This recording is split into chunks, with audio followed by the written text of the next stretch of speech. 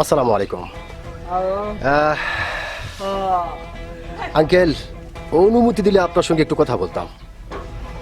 ধন্যবাদ আপনাকে, অসংখ্য ধন্যবাদ আপনাকে কথা বলার সুযোগ করে দেওয়ার জন্য।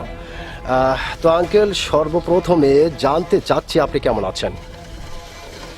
ভালো আছেন, আলহামদুলিল্লাহ যে আপনি ভালো আছেন। আঙ্কেল, আপনার নামটা জানতে পারি? বলেন তো, নামটা জানতে পারি আপনার? হ্যাঁ জি, হ্যাঁ হ্যাঁ, জসিম ফকির।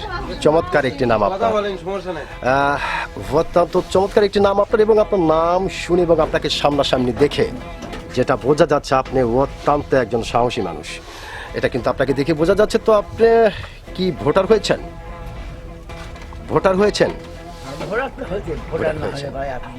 আচ্ছা, কোন দেশের ভোটার হয়েছেন আপনি?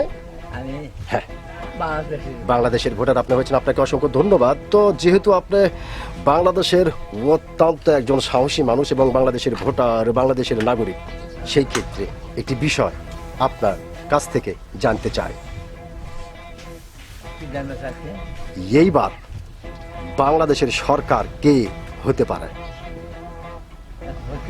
এখন তো বলা যাচ্ছে না, কারণ যে কটা দল সবাই গোলমাল হচ্ছে মানে এক একজন এক একটা হয়ে যাচ্ছে।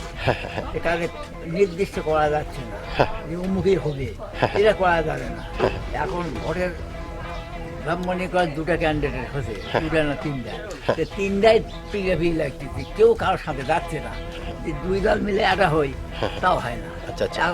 সবাই ক্যান্ডিডেট সবাই দাবি করতেছে। কেমন নির্দিষ্ট করবেন কার্ড দেয় পালো এখন ভোট দেওয়া যেতে মনে করে কাঠের আলাগের সাথেই গোলমাল খাওয়া যাচ্ছে। আচ্ছা, যার কারণে আপনি আসলে বলা যাচ্ছে না। অসংখ্য ধন্যবাদ আপনাকে আঙ্কেল। আপনি যে অত্যন্ত একজন সাহসী মানুষ, আপনি কিন্তু আপনার সাহসিকতার পরিচয় দিয়েছেন। আপনি বেশ কয়েকটি গুরুত্বপূর্ণ কথা বলেছেন, তাতেই মনে হচ্ছে আপনি সত্যিকারের একজন সাহসী মানুষ। অসংখ্য ধন্যবাদ আপনাকে।